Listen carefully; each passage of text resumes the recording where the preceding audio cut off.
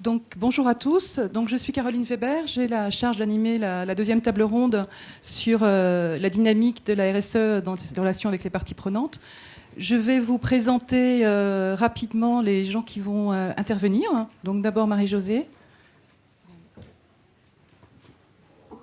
Marie-Josée Navarre, je suis l'adjointe de Philippe Mangeard, présidente de Modalor.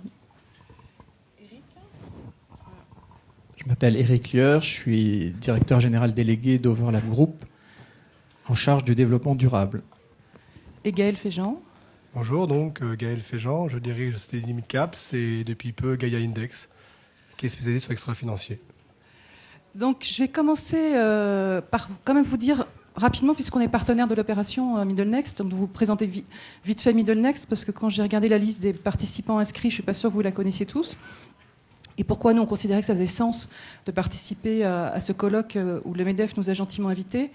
Donc Middle Next, c'est l'association des valeurs moyennes cotées en bourse. Donc grosso modo, toutes les entreprises cotées, sauf le CAC 80, on va dire. Hein, grosso modo, le CAC 80 rejoint en général une association qui s'appelle l'AFEP, et les valeurs moyennes sont plutôt rattachées à Middle Next.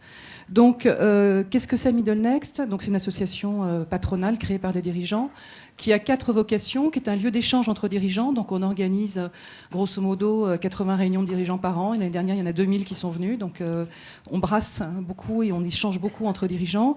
On est un lieu de lobbying pour essayer d'avoir des lois proportionnées pour les tailles d'entreprise, hein, puisqu'on représente essentiellement des PME et des ETI. Et donc, le problématique des PME cotées, c'est que souvent, on a la double punition. C'est qu'on est une PME, mais on a quand même le corpus de règles qui s'applique au CAC 40.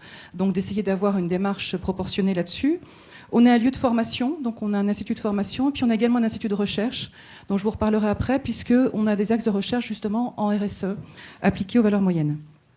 Alors les mots-clés de Middle Next, on va dire, c'est proportionnalité dans l'application des lois, pour pas dire qu'un seul cadre réglementaire est pertinent pour toutes les entreprises. Une démarche de pragmatisme fort, puisqu'on est des patrons de PME, donc il faut que ce soit avant tout pragmatique. On essaye d'avoir de l'intelligence des situations, parce que des règles qui peuvent être pertinentes pour certains sont imbéciles pour d'autres. Il n'y a pas de raison de se laisser faire si on considère qu'elles sont nuisibles pour nos entreprises. Et puis toujours avoir quand même une logique de retour sur investissement, parce que quand on est chef d'entreprise, il faut quand même que tout ça serve à quelque chose. Alors, en quoi est-ce qu'on est motivé sur la RSE? On a d'abord, parler juste en 2 mots de gouvernance, on reviendra dessus. La gouvernance, on a sorti un code de gouvernance qui venait compléter celui qui avait été rédigé par la FEP et le MEDEF, puisqu'on considérait que certaines problématiques de valeur moyenne, qui sont essentiellement des entreprises familiales contrôlées, et la part du flottant moyen en bourse est de 20 à 30%, donc ce sont avant tout quand même des entreprises familiales. Elles ont des enjeux de gouvernance réels, mais qui ne sont pas forcément du tout les mêmes que celles de grands groupes multinationaux. Et donc, il fallait avoir des corpus de règles qui leur parlent et qui soient pertinents. On est également très engagé dans tout ce qui est RSE, avec une double démarche. Une démarche où on s'est battu comme des chiens et on est ravis que la loi sur le Grenelle de l'environnement ne soit pas passée, parce que donc ça peut vous paraître paradoxal. Dans son premier projet, on avait fait un chiffrage. Alors, il a bien changé le décret d'application, il est toujours pas sorti. Je crois qu'on a battu le record du monde d'arriver à décaler une loi dans le temps. Le premier chiffrage qu'on avait fait, ça coûte à peu près 500 000 € par PME à côté. Donc on avait dit 500 000 € pour faire de la RSE certifiée par des commissaires aux comptes, sur des critères qui ne sont pas forcément intelligents. Est-ce que c'est vraiment nécessaire? Par contre, une fois qu'on a dit ça sur des textes de loi qui sont éventuellement pas adaptés, ça n'empêche pas d'être pédagogique, d'être proactif, d'être responsable. Et on a essayé, on fait beaucoup de choses sur ce qui est développement durable. On a publié un guide donc qui viendra compléter. Je pense que tous les guides sont pertinents et je suis ravie que le MEDEF en fasse un. Et on en a fait un qu'on a publié en mars 2011 que vous pouvez télécharger sur le site de Middle Next, qui est grosso modo, c'est de dire aux patrons de PME cotés, qui se différencie pas tellement des patrons de PME non cotés d'ailleurs, parce que soit vous avez des gens qui ont des convictions fortes sur la RSE, comme on en a vu ce matin, soit vous avez des patrons qui disent c'est juste un truc casse-pied et c'est encore une source de contraintes additionnelles. Et donc l'idée, c'était de faire la pédagogie positive en leur disant, voilà le minimum syndical pour pas sortir des radars des investisseurs sur le développement durable, et par contre de vous donner, par de la démarche pédagogique, par des exemples concrets, vous démontrer à quel point ça peut créer de la valeur et à quel point ça peut être pertinent pour leur entreprise. Donc voilà ce qu'on a fait. Donc ce guide, on l'a rédigé avec Etifinance. Donc on en reparlera d'Etifinance. Je trouve Emmanuel Delaville a été d'une discrétion absolue en animant la première table ronde. Donc je vais être beaucoup. Vous avez vu déjà que je suis beaucoup moins discrète que lui. Et je ferai la publicité d'Etifinance en long, en large et en travers, puisque c'est avec eux qu'on a travaillé sur ces guides. C'est avec eux qu'on a mis en place des référentiels de notation des entreprises. C'est avec eux qu'on réfléchit sur beaucoup de choses. Et je ne vais pas dire du mal de Vigéo, mais j'ai aussi vu les gens de Vigéo. Et quand on parle de PME et de TI, pour moi, il y a juste pas photo entre la démarche terrain, la démarche qualitative qui s'adresse aux entreprises quand on compare Etifinance et Vigéo. Hein. Donc, mais pour moi, ce sont vraiment des spectres qui n'ont rien à voir. D'ailleurs, Vigéo n'a pas d'offre valeur moyenne à proposer aujourd'hui sur le marché. Donc, je fais un peu de publicité pour Emmanuel qui n'a rien dit. Mais voilà, donc juste pour vous dire pourquoi est-ce qu'on est là et pourquoi est-ce qu'on considère que c'est et qu'on s'associera toujours à toute démarche responsable en termes de RSE. Mais et j'ai pas d'action chez Etifinance qui est une scope. Hein, donc vous voyez que ce sont des gens qui sont purs et durs et donc c'est une scope et donc on n'est pas du tout. J'ai en aucun cas actionnaire d'Etifinance. Je vais passer la parole à Marie-Josée Navarre, donc qui nous explique, enfin, de présenter Modalor et expliquer en quoi ça a été au départ quelque chose de formidablement innovant et qui a complètement changé la logique de transport. Oui, donc bonjour à tous. Il ne marche pas. J'ai déjà cassé, pardon, excusez-moi. Donc Marie-Josée Navarre, je vous prie de bien vouloir excuser l'absence de Philippe Mangeard. C'est toujours un peu compliqué de remplacer son président là au pied levé. Il a dû quitter l'Europe. Il est par ailleurs vice-président du Bifrance et donc d'autres activités l'ont amené à ne pas être présent aujourd'hui. Par rapport à Modalor, j'ai été directeur du développement de la première autoroute ferroviaire, celle qui traverse les Alpes entre la France et l'Italie. Donc une petite expérience très technique au démarrage du projet, comme vous pouvez l'imaginer. Donc Modalor est une filiale de l'Or Industrie, une filiale qui emploie 200 personnes. C'est de l'actionnariat familial et une société qui s'est déployée avec au cœur une conviction première, puisque elle s'est intéressée au mode ferroviaire. Les camions sillonnent nos routes, ils sont fondamentaux à notre économie. Prenons-les tels qu'ils sont et voyons voir si on peut, sur des grands itinéraires de transit, les mettre sur des trains. Donc le groupe L'Or Industrie, son activité première, c'est le camion porte-voiture. Et donc elle s'est intéressée au monde ferroviaire. Et je crois que si le projet a pu voir le jour, notamment au plan technique, mais aussi au plan commercial, c'est que cet industriel connaissait particulièrement bien le camion puisqu'il en fabriquait. Et donc, c'est en quelque sorte la route qui est allée au rail et pas l'inverse. Pour autant, les embûches ont été quand même relativement importantes, il ne faut pas se le cacher, sur le chemin du développement de ces autoroutes ferroviaires. Il y en a 2 en service aujourd'hui, une à travers les Alpes, sur un barreau qui est un très court barreau de 175 km, et puis une grande, belle, qui traverse notre pays, de Perpignan jusqu'au Luxembourg. C'est aujourd'hui 16 trains tous les jours, quotidiens, qui sont, ma foi, correctement remplis, puisque c'est à peu près 80% de taux de remplissage. C'est un chiffre qui fait rêver dans le mode ferroviaire. Bon, en quoi la RSE, puisque c'était la question, hein, je crois qu'il faut que j'y vienne vite, en quoi la RSE a été un apport pour Modalor? Donc, Modalor n'a pas fait directement de la RSE au démarrage de ses activités un avantage concurrentiel. C'est une question qui est légitime, qui est récurrente, qui est très intéressante. C'est en quoi la démarche RSE peut nous avoir aidés au plan de notre démarche commerciale. J'aurais presque été plus à l'aise dans la première table ronde parce que effectivement, c'est la démarche RSE de nos clients, chargeurs, transporteurs, qui a réalisé, qui a permis le déploiement des autoroutes ferroviaires. Le démarrage a été éminemment politique, il ne faut pas se le cacher. On était quelques jours après la fermeture du tunnel du Mont Blanc pour le cause d'accident que vous connaissez. Les ministres français et italiens décident cette autoroute ferroviaire. L'industriel, depuis de longues années, essaie de déployer ce produit parce qu'il en a l'intuition, parce que, je l'ai dit, il connaît le monde de la route.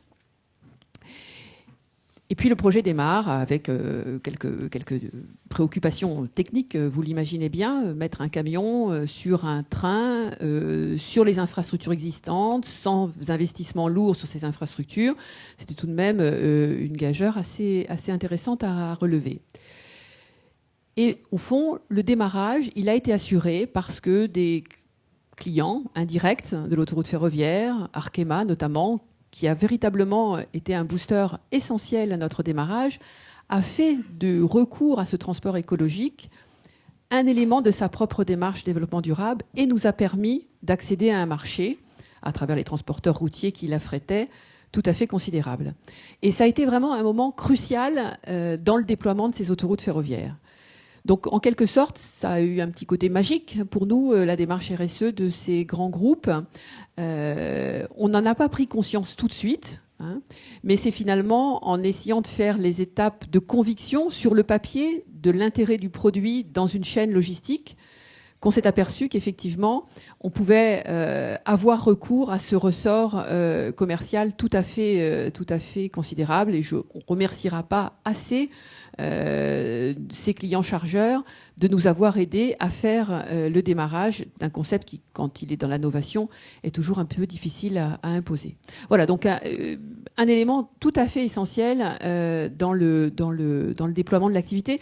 Je ne peux pas me priver de lire ce qu'avait écrit Arkema tout au démarrage, qui disait qu'au terme d'une réorganisation de son plan de transport, c'était une publication qu'il a faite avec l'ADEME, la société Arkema, acteur industriel majeur dans le domaine de la chimie, a transféré en 2005 sur l'autoroute ferroviaire alpine l'ensemble de son trafic au départ de ses sites rhodaniens et alpins à destination de l'Italie.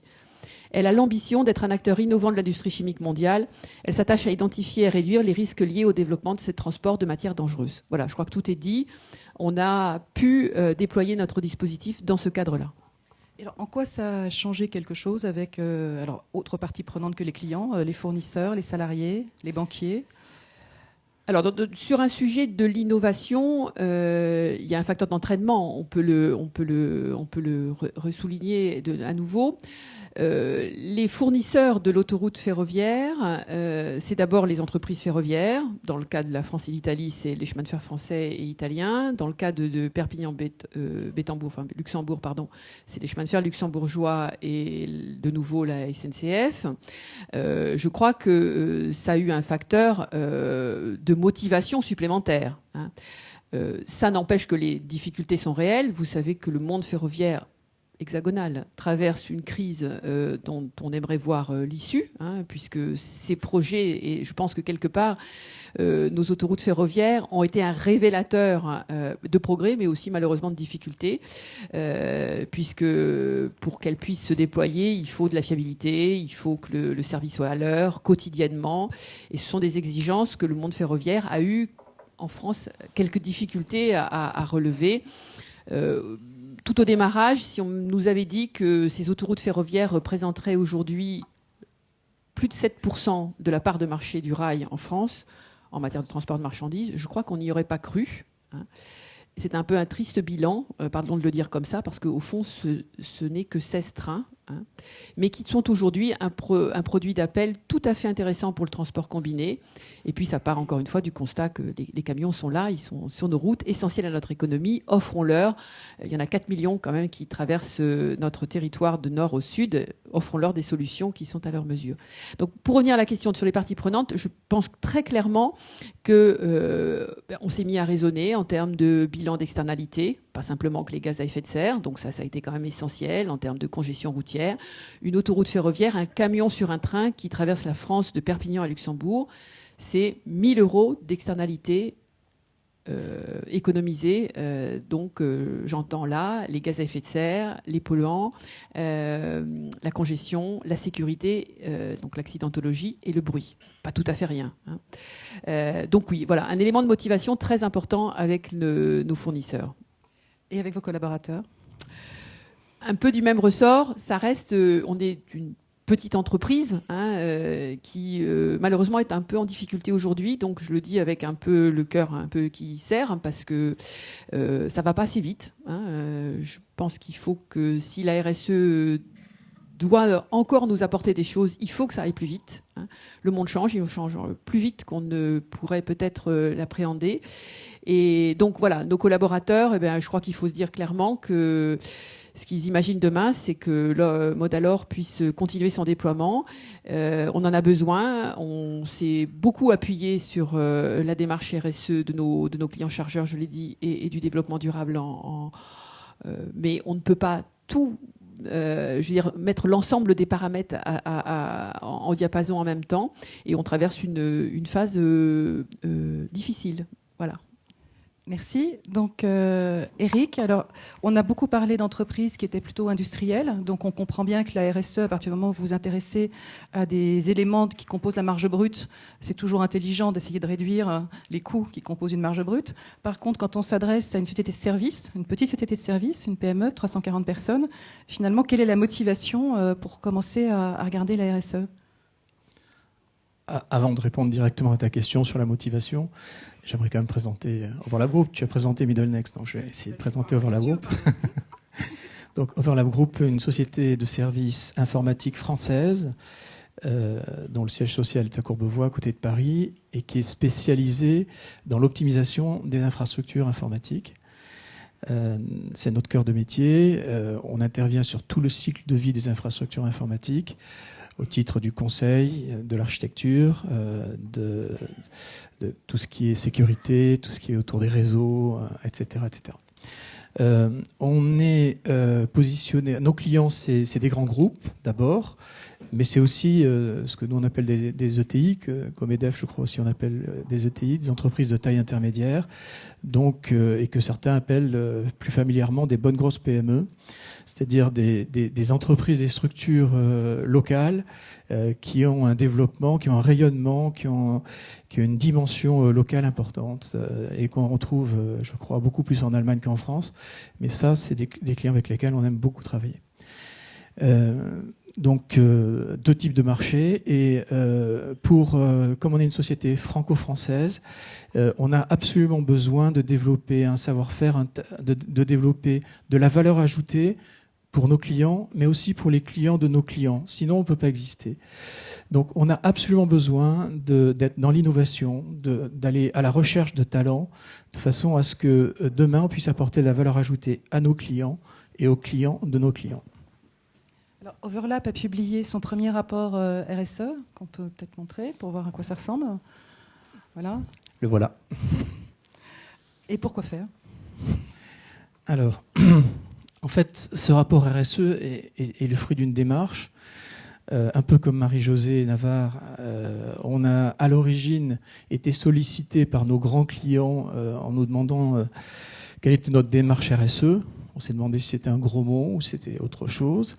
Et à partir de là, on a commencé à réfléchir à la chose. Donc, je suis aussi patron du marketing et de la communication, parce que notre premier intervenant disait que c'était surtout à pas faire. Nous, on l'a fait.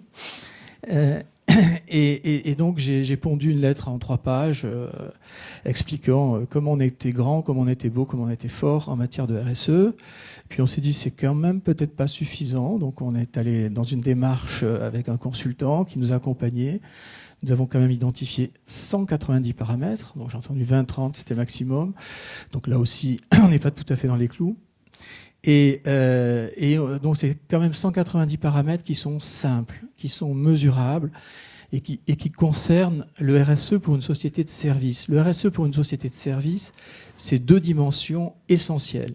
C'est les employés, les talents. Il faut absolument arriver à capter des talents et à les garder dans l'entreprise. Et c'est la gouvernance. Ce sont les 2 dimensions essentielles. Bien sûr, le RSE, la démarche RSE nous a permis d'optimiser nos coûts de papier, d'aller chercher du papier recyclé, d'aller chercher l'énergie de nos data centers pour chauffer nos locaux, bien sûr. Mais ce n'est pas notre dimension essentielle. Notre dimension essentielle, c'est une dimension humaine. Et alors, le climat social s'est amélioré ? Le climat social... Si ce n'est pas du baratin, il faut qu'il y ait des vraies mesures réelles on est dans un marché, les sociétés de services comme la nôtre, c'est un marché extrêmement concurrentiel. Donc, il y a plusieurs moyens de conserver les talents. C'est l'argent, hein, c'est donner des rémunérations supérieures à vos concurrents. C'est pas notre cas. Et on a un taux de turnover qui est très faible. Donc, on peut penser qu'il y a du résultat. Ce qui est vrai, c'est qu'il y a beaucoup d'autres sociétés cotées qui ont des turnovers qui tournent plutôt autour de 30% hein, dans le même secteur d'activité. On est très très en dessous des 10, même des 5. D'accord. Et en gouvernance, puisque tu en parlais? Alors, donc, ce rapport RSE que je vous ai montré tout à l'heure, il est à votre disposition. Si certains en veulent des exemplaires, n'hésitez pas à venir m'en demander. J'en ai quelques-uns dans ma sacoche. Ce rapport RSE acte, enfin c'est notre premier, il y en aura un autre bientôt, il acte un changement de gouvernance. On a désormais au conseil d'administration une femme. On a désormais au conseil d'administration un administrateur indépendant. Bravo. Oui, alors pourquoi elle dit bravo? Parce que Caroline Weber est en relation avec mon PDG et elle le sollicitait, elle le tarabustait depuis quelques années pour qu'il fasse rentrer une femme et un administrateur indépendant. Donc bravo pour ton influence auprès de mon patron. Donc pourquoi alors au-delà de... Moi je considère que c'est important, mais c'est pas essentiel. Ce qui est important, c'est l'ouverture d'esprit de notre président qui accepte de partager, d'écouter, avec des administrateurs indépendants, avec avec une femme, mais aussi son personnel. C'est une démarche philosophique qu'il a depuis fort longtemps. Hein, on voit que c'est vachement naturel, hein, encore. Pourquoi? Non, je te taquine. Oui, j'ai bien compris. Non, il accepte de partager avec une femme, donc brutalement, ce serait une révolution. Non, il faut savoir que dans nos métiers techniques, il y a 5% de femmes. Hein. Donc c'est... 5%. Par contre, dans les métiers administratifs, malheureusement, les femmes sont majoritaires. Donc voilà.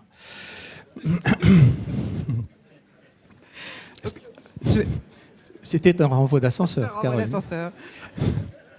Je vais changer d'intervenant parce que comme ça, on va se laisser se poser 2 minutes. Donc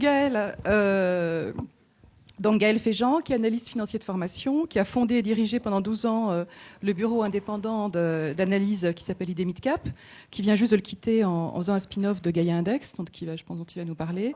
Donc là, c'est plutôt le regard de quelqu'un qui connaît bien les marchés financiers, qui sait bien comment ça fonctionne. Alors là, on est plutôt dans le monde de la bourse. Hein, encore que ça concerne de plus en plus, je pense qu'il va nous en parler, le private equity. Donc Gaël, est-ce que tu peux... Alors, pourquoi est-ce qu'un analyste financier pur et dur tombe brutalement dans l'extra-financier? Ouais, c'est effectivement dans le milieu un petit peu exceptionnel, un petit peu bizarre effectivement de s'approprier comme ça extra-financier. C'est quelque chose qui reste notamment au niveau des valeurs moyennes relativement mal utilisé, encore pas très bien compris. On a sur des approches d'investissement très stock picking, comme on dit dans le milieu, c'est-à-dire qu'on est très financier en fait. Et cette démarche, elle a débuté pour moi en 2006-2007. Je me suis dit qu'on ne pouvait pas cantonner la valorisation d'une société à un BNPA, un multiple de résultats, de BE ou ce que vous voulez. On avait une dimension qui était clé dans la gestion d'investissement, qui est en fait la qualité du management. Et ça, on ne le processe pas. On n'avait aucun élément qui permettait de dire, ben voilà, on avait plein de questions comme ça qui fusaient dans tous les sens, mais on n'avait pas une démarche vraiment orientée pour essayer de mesurer cette qualité de management. Alors, non, les résultats financiers, mais encore une fois, l'aléa est parfois macro, donc comment est-ce qu'on peut juger ça? Et cette démarche donc a démarré comme ça en disant, bon, comment est-ce qu'on peut développer un référentiel adapté aux PME, encore une fois, parce que je suis vraiment un spécialiste des PME, pour permettre effectivement d'avoir une démarche relativement encadrée sur cet élément clé qui est donc aujourd'hui extra-financier si on veut, mais qui revient finalement à la qualité du management. Et c'est parti donc comme ça doucement, et on a avec la SFAF, avec Middlenext, avec Etifinance, développé une approche très terre-à-terre qui effectivement a pour ambition de rester sur la PME, mais de pas uniquement le côté et le non-côté sont très perméables dans ces marchés-là. Et donc de vraiment développer une approche qui permet d'avoir une sorte de tableau de bord, un peu comme des comptes financiers, finalement, des comptes extra-financiers, annuels, sur, on a nous 90 critères environ, en fonction des modèles économiques, et qui permettent de remonter l'information. Le problème qu'on a sur notre environnement financier, c'est que les PME, c'est sous-rentable pour nous. Pourquoi ? Parce que tout est fondé sur le volume. Transactions pour le courtage, volume sous gestion. Et donc, on ne peut pas donner énormément de temps, autant de temps qu'on voudrait, malheureusement, à l'analyse, qu'elle soit financière ou extra-financière, des valeurs moyennes. Et donc, il faut, entre rien faire et faire quelque chose qui est trop cher, ou systématiquement trop cher, en tout cas, il faut trouver un outil qui permette effectivement d'avoir un truc qui permet de faire une démarche de progrès envers les émetteurs, et ça a bien fonctionné depuis 3 ans, et de dépasser évidemment le côté pour aller vers le non-côté, parce que finalement, c'est les mêmes problématiques. Alors comment ça performe ? Parce que finalement, c'est bien beau de faire la RSE, mais est-ce que ça sert à quelque chose ? Alors c'était l'un des thèmes qu'on voulait effectivement essayer d'éclaircir, si on veut, parce que on est tous là, gadget ou pas gadget, est-ce que ça a vraiment un sens en termes de gestion pour l'entrepreneur et pour le monde financier, où on a déjà, je crois que ça a été abordé tout à l'heure par M. Roland, on a déjà dit que c'était assez à court terme, 5 ans c'est court terme effectivement pour une entreprise.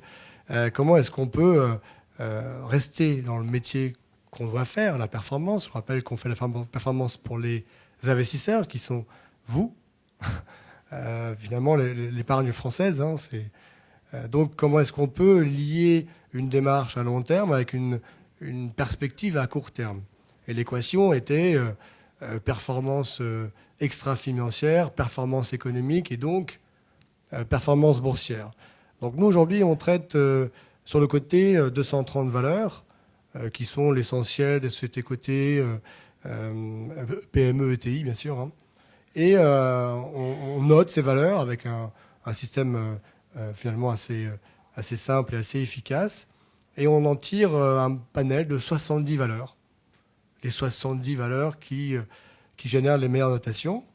Et on le fait comme ça, on fait un portefeuille virtuel depuis 1er octobre 2009. Et on s'aperçoit de 2 choses. Premièrement, il surperforme l'indice de référence, qui est un indice qui est fondé sur les volumes de transactions, donc finalement c'est plutôt bien. Mais surtout, quand on agrège les données économiques de ce portefeuille, il surperforme économiquement les valeurs de comparables, à la fois en termes de résilience, de résultats, de chiffre d'affaires, pardon, mais surtout de résultats. En 2009, on a une bonne crise financière et économique qui ont fait chuter les marges en gros de 30% ou les résultats de 30% globalement sur le marché. Et cet indice a fait que moins 10 en termes de résultats agrégés. Et voilà, donc on n'a pas encore de réponse. On n'a que 3 ans d'existence en termes de recul, donc on y va doucement. Mais avec un système relativement simple, et on rejoint ce qui a été dit tout à l'heure à la table ronde, on a effectivement une cohérence entre une performance économique, une performance extra-financière. La mesure est là, et pour pouvoir comprendre, il faut mesurer, et après on peut agir. Donc c'est un peu les trois piliers de l'approche qu'on a. Et mesurer, et comme ça après vous comprendrez mieux quand même comment gérer vos indicateurs et vos sociétés. Et il semble que ça marche. Maintenant on verra dans le temps. Mais en tout cas, la première expérience sur ce thème-là spécifiquement de la performance, elle est assez positive. Il est modeste, juste pour compléter. Si on regarde depuis 3 ans, quelle que soit la durée qu'on prenne, quel que soit le moment qu'on prenne, sur un an glissant, pas glissant, enfin sans jouer avec les indices, systématiquement les entreprises qui font partie du Gaïa Index ont surperformé systématiquement extrêmement largement le CAC 40, mais de plutôt 20 ou 30 points. Ça, c'est pas dur. Donc c'est pas dur, mais non, mais ça fait toujours du bien de le dire. Mais elles ont également surperformé par rapport aux valeurs moyennes qui ne faisaient pas partie de l'indice Gaïa en global. Donc ça veut dire que les entreprises aujourd'hui qui se sont impliquées dans ces systèmes de notation, ce système de mesure, quand on prend les 70 meilleures d'entre elles, elles sont systématiquement meilleures que l'ensemble de la population des entreprises cotées. Et ça se fait uniquement dans la résilience, dans les moments de difficulté, dans les crises financières ou crises économiques. Et c'est vraiment l'objectif finalement pour la finance du développement durable, c'est-à-dire qu'on ne veut pas des résultats qui foncent comme ça tout forcément, mais une meilleure résistance et durabilité. Alors, Eric, est-ce que vous faites partie de Gaïa Index ? Oui, on a cet honneur. On a été surpris d'ailleurs, parce que pour notre première participation, il y avait, je ne me rappelle plus, 200 et quelques entreprises, 240, 230. 230 entreprises qui concouraient, et on ne s'attendait pas du tout à être sélectionné. Et on a été sélectionné, donc on fait partie de cet indice-là. C'est un peu rassurant pour le directeur du développement durable que je suis. Ça prouve qu'on n'était pas tout à fait parti dans la mauvaise direction. Et c'est aussi rassurant parce que les valeurs humaines, l'attachement que l'on a à notre engagement sociétal, nos locaux sont feng shui. On fait 2 fois plus de formation que ce que nous oblige la loi. Donc on est vraiment dans une démarche de développement des talents, de captation des talents, de développement des talents, d'accueil de la diversité, de façon à ce que l'innovation puisse naître chez nous.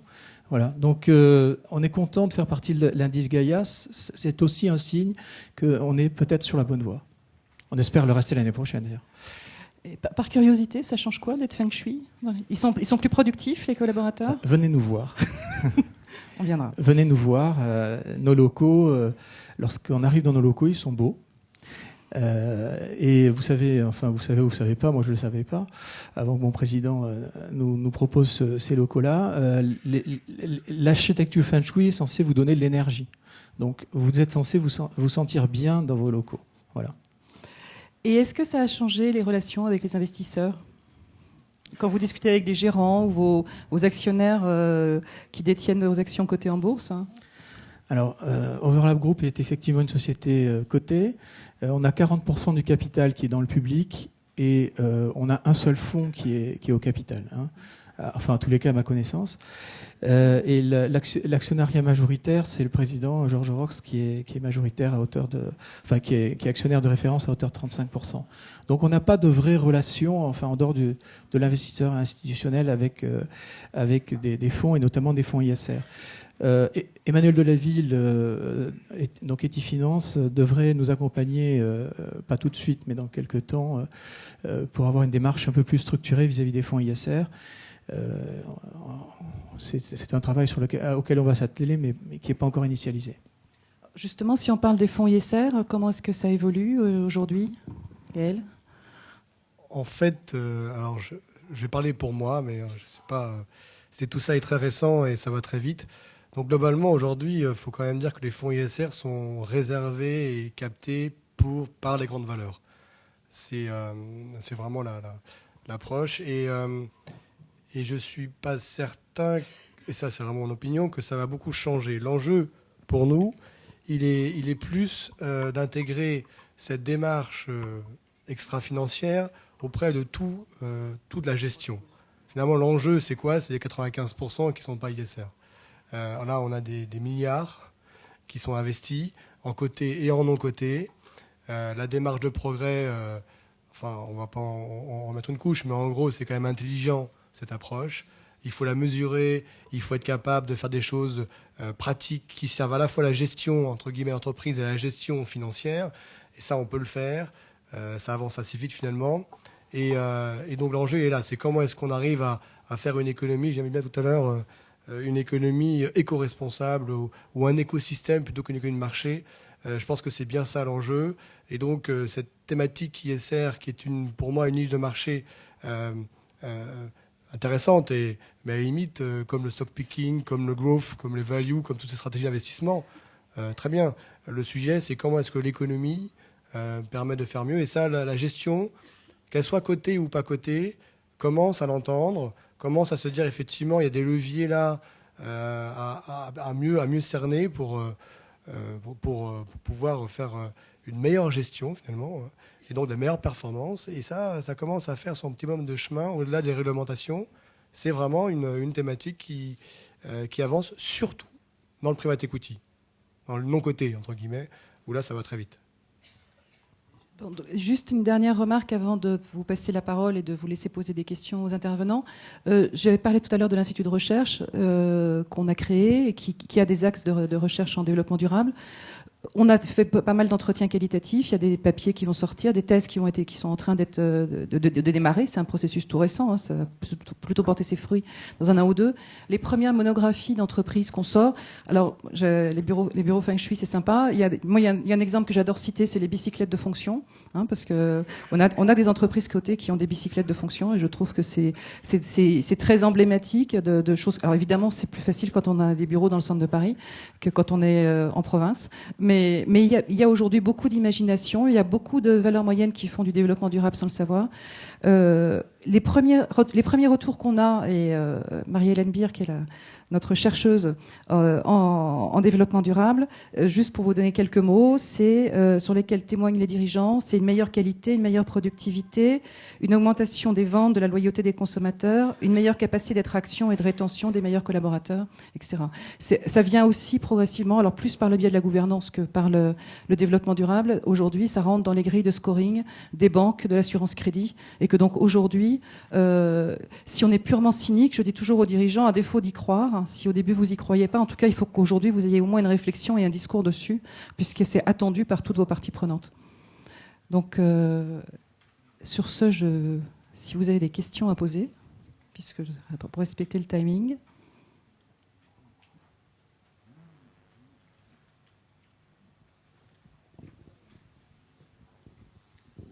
Oui, bonjour, Diana San, association Le Rameau. J'avais une question pour Madame Navarro à propos des parties prenantes.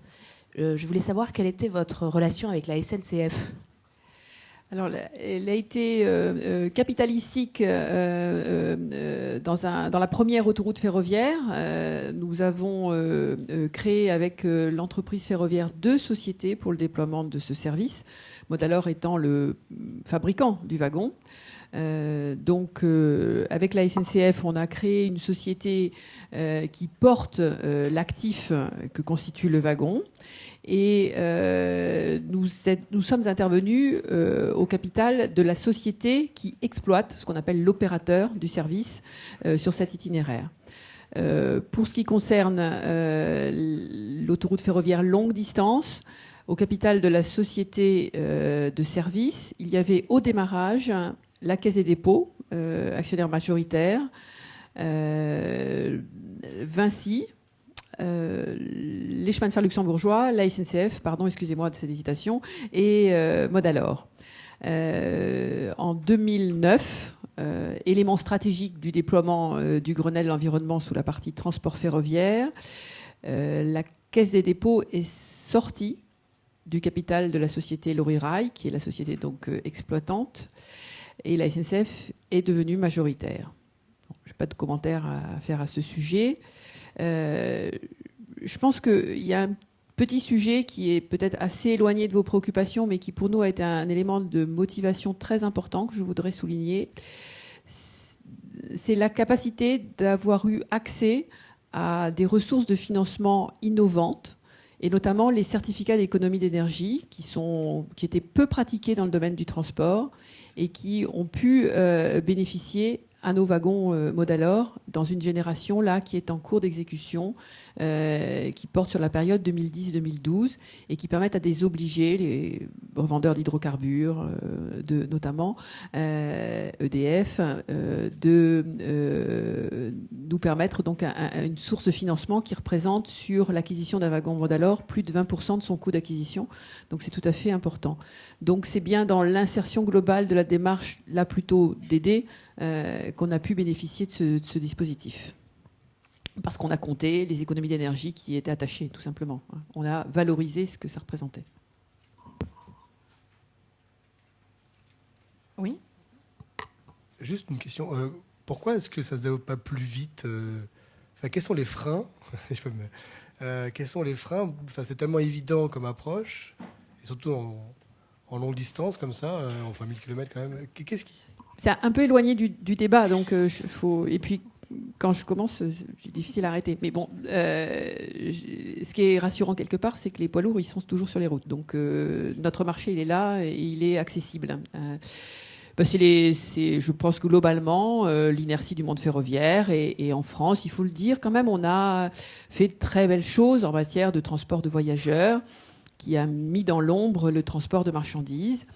On a une compétition réelle sur l'usage du réseau existant et puis quelques années un peu difficiles où on a peu investi sur le réseau ferroviaire classique, qui a quand même plus de 150 ans, et qui par conséquent a beaucoup amené de perturbations. Or, ces services-là n'ont de sens que s'ils offrent à l'entreprise de transport routier un service qui a la fiabilité de la route.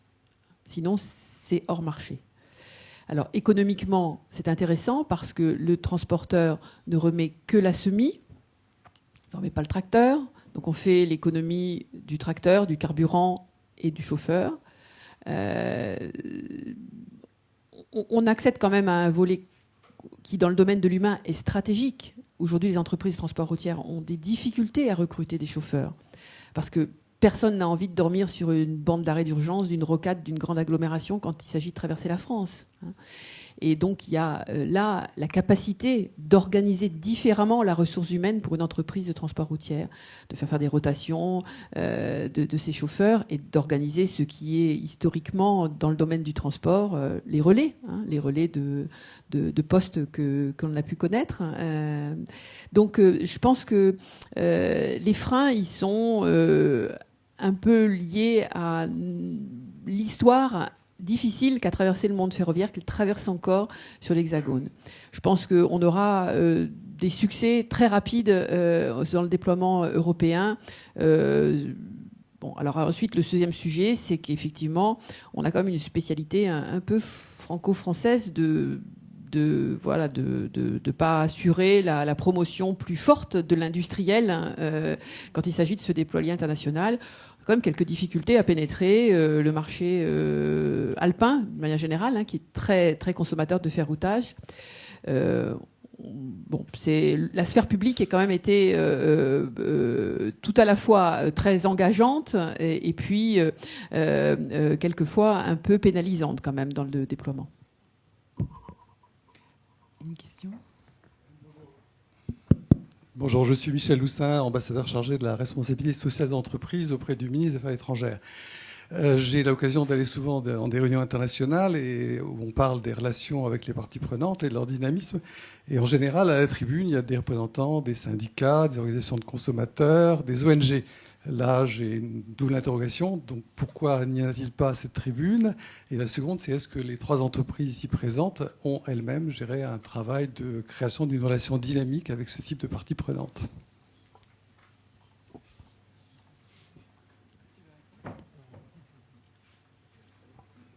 Non, nous, pour l'instant, on n'en a pas. Avec les ONG, bien sûr, oui, on est on a une relation qui s'est nouée autour de ces déploiements des autoroutes ferroviaires, qui a été tout à fait admirablement portée par plusieurs grandes ONG. On est vraiment supporté dans notre déploiement, sans pour autant pouvoir franchir un certain nombre de vicissitudes qu'on a évoquées tout à l'heure. J'ai plutôt parlé là pour l'approche. Donc, il y a l'index de questionnaire qu'on présente aux entreprises. Et c'est assez intéressant parce que c'est vraiment quelque chose qu'on n'a pas voulu aborder, l'aspect entre guillemets sociétal, pour deux raisons essentielles. La première, c'est que sur les PME, nous ne sommes pas sûrs que ce soit un sujet clé. La seconde, c'est que c'est une décision qui ne rentre pas dans le business, entre guillemets, de la société. C'est une conviction ou ce que vous voulez, mais ça ne rentre pas dans le business. Et pas ça, on ne peut pas juger une société là-dessus. On peut éventuellement moralement, c'est vrai, mais l'approche purement à faire, entre guillemets, qui nous tient à cœur sur cette approche, ne rentre pas. On ne peut pas dire que c'est bien, c'est pas bien. Et donc, on a voulu volontairement ne pas poser la question.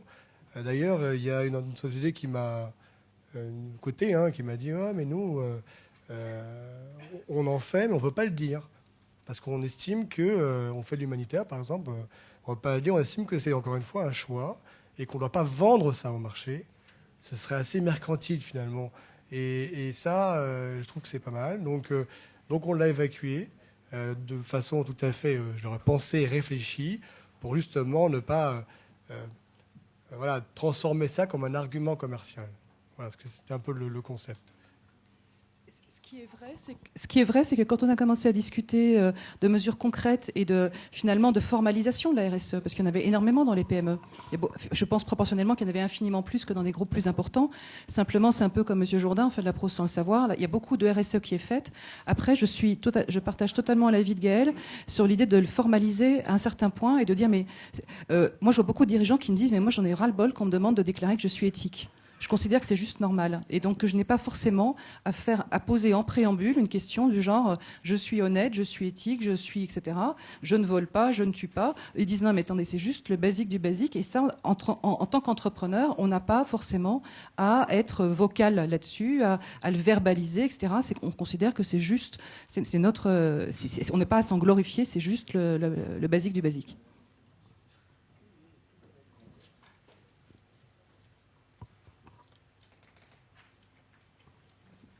D'autres questions?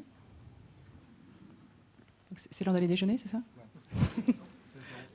Mais je vous propose de remercier les intervenants qui ont participé.